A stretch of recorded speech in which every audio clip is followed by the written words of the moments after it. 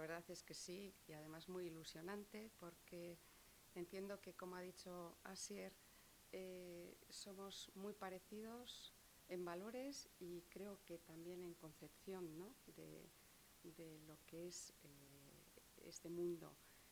Somos empresas locales, somos relativamente pequeños, pero con pensamientos globales y creo que con proyecciones a futuro hermosas, con lo cual pienso que esta colaboración puede ser muy fructífera para ambas partes y estamos encantados de llevar nuestros nombres unidos.